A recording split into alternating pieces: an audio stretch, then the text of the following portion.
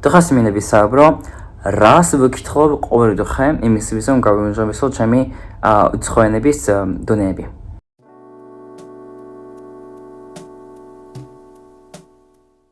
ამ ვიდეოში მინდა გაგიზიაროთ რას ვკითხავ ყოველ დღე იმისთვის რომ გავიმეჯობესო ჩემი ქართული ენის დონეები და ასევე სხვა უცხო ენების დონეები. და მე მეგონია რომ დარწმუნებული ვარ რომ ეს ინფორმაცია გამოგადგება თქვენი იაპონური ენის სწავლაშიც. და რას ვკითხავ და მე ყოველ დღე ვკითხავ news ან ახალი ამბებს. ყოველ დღე უკვე მეგონი 10 წელზე მეტია რაც ყოველ დღე ვკითხავ სხვადასხვა მედიის სხვადასხვა ახალი ამბებს სხვადასხვა ენაზე. არა მარტო იაპონურად, არა მარტო ქართულად, სხვადასხვა ენაზე. და მინდა რომ გაგიზიაროთ 5 მიზეზი რატომ ვკითხავ news-ების იმისთვის რომ გავიმეჯობესო ჩემი უცხო ენების დონეები.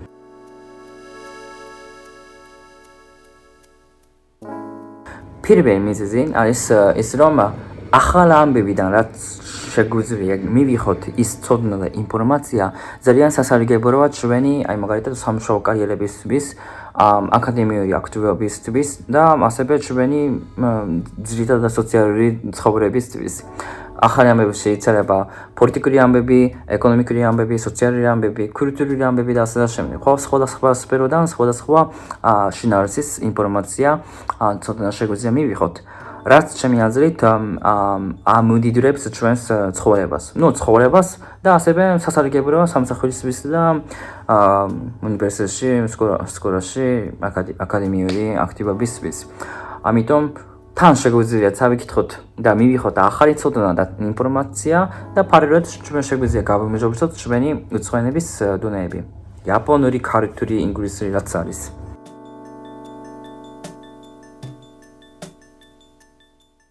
მეორე მიზეზი რატომ ვკითხავ ახალი ამბებს, ეს არის რომ ჩვენ შეგვიძლია წავიკითხოთ ჯერ მშობლიურ ენაზე და ჩვენ შეგვიძლია წავიკითხოთ მუსიკამისი შინაარსის ახალი ამბები სამიზნე ის უცხო ენაზე.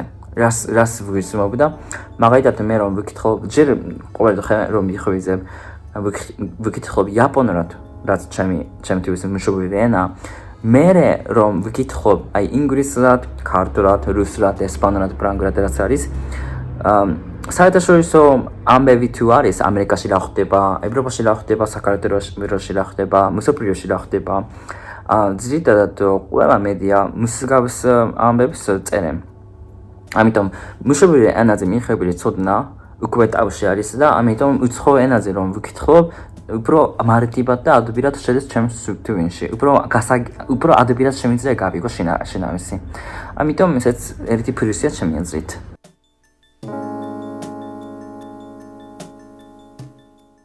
მესამე მიზეზი, რატომ ვკითხავ ახალი ამბებს, ის არის რომ ახალი ამბების წერის სტილი ძალიან ლოგიკურია და სტრუქტურული, როგორ არის? ლოგიკურია და სტრუქტურული როგორ არის ქართულად ამასოს, მაგრამ ლოგიკური არის. მე რას ვგრძნობ და მაგალითად მანგას რომ ვკითხავ, ხაც მოთხრობები რომ ვკითხავ იაპონურად, ქართულად რაც არის, პოემას რომ ვკითხავთ. წინადადება და ფრაზები ცოტა ბუნდოვანი არის რა, იმიტომ რომ ეს არის უფრო ხელოვნური სტილით არის. სიტყვები ცოტა ისეთი ხანდახან ისეთი სიტყვები ხომარება რომელიც ჩვენ არ ვიღებთ ცხოვრებაში, ყოველდღიურ ცხოვრებაში, რასაც ჩვენ არ ვიყენებთ ყოველდღიურ ცხოვრებაში, მაგრამ ახალ ამბებს რაც შეეხება, ჯერ ხდება როდის რა მოხდა, სად მოხდა, ვინ გააკეთა, რა თქვა, რატომ თქვა, კიდე რა გააკეთა, რა თქვა და ასე შემდეგ. ძალიან ლოგიკურად იწერება, გრამატიკულადაც ძალიან ლოგიკურად და სწორად იწერება. ამიტომ იმისთვის რომ გავაანალიზოთ უცხო ენის მაგალითად გრამატიკული წესები, რა ქვია ეს ფორმა, ძალიან უფრო მარტივია წასაკითხავთ ვიდრე პოემა და რაღაცა რა.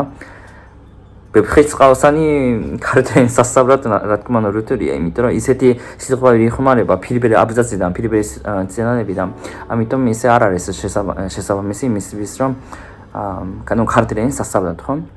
ახალამებაში უფრო ლოგიკურად არის და გრამატიკულად უფრო ატმარებიათ შეგიძლიათ წავიკითხოთ. ეს არის მესამე.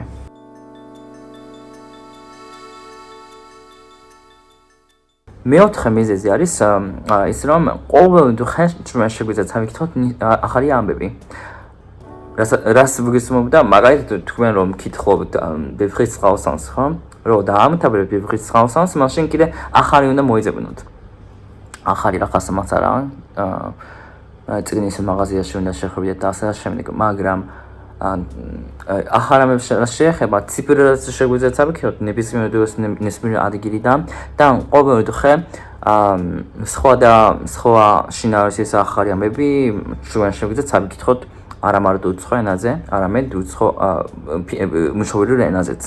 ამიტომ, სახარისტოა ერთი და ჩვენ შეგვიძლია გავაგრძელოთ ეს რუტინა. რუტინა არის ყველაზე მნიშვნელოვანი, ერთ-ერთი ყველაზე მნიშვნელოვანი კომპონენტია უცხო ენების სასწავლად. იმიტომ რომ ისე 1-2 დღეში ვერ დავამოხამებთ, აბიტვისებთ ენას, ხო? ამიტომ ყოველ დღე სხვადასხვა შინაარსის ახალი ამბები ჩვენ შეგვიძლია წავიკითხოთ როგორც რუტინა. ამიტომ სასარგებლოა რა.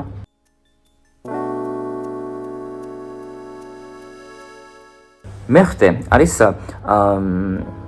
იცით როგორ არის მე ვკითხავ რა თქმა უნდა და პარალელურად ვისმენ პოდკასტის. ანუ ამის თქმა მინდა რომ ახალ ამბების საკითხვა სხვადასხვის მეხმარება მოსმენის უნარების გამოჟობესებაშიც. ქართულად ახლა არ ვისმენ, მაგრამ სხვადასხვა ენაზე რომ ვკითხავ, მაგალითად ინგლისურად, ესპანურად რომ ვკითხავ, პარალელურად პოდკასტს ვისმენ. რაც იწერება წერია ახალ ამბებში, ახლა პოლიტიკური ამბები, ეკონომიკური ამბები, სოციალური ამბები და რაღაცები, პოდკასტშიც ლაპარაკობენ. ძალიან მსგავსი შინაარსის. ამიტომ, როდესაც ვკითხავ და უკვე მიხაბილი მაქვს ამ შინაარსის შესახებ, ცოდნა, უფრო ადვილად შემიძლია გავიგო რაზეა საუბარი პოდკასტში. ანუ შემიძლია გავიმჟღავნო ჩემი საკითხვის უნარები და მოსმენის უნარები. ორივე ერთად. ამიტომ ძალიან ეფექტურია ჩემი აზრით, თან სახარისო. და ესაა რატომ ყოველ დღე უკვე 10-ზე მეტია რაც ვკითხავ ახალ ამბებს როგორც რუტინა. ამის გარეშე ვერ ვიწყებ ჩემს დღეს, სხვათა შორის უკვე ჩემი ცხოვრების ნაწილია. ვკითხავ არა მარტო იაპონურად, ქართულად, კიდე სხვადასხვა ენაზე ვკითხავ. ხო და ამიტომ გირჩევთ. ძალიან კარგი ხერხია ჩემი აზრით. დღეს ამით დავამთავრე, უხემესი მადლობა თქვენი ყურადღებისთვის და მათთანე.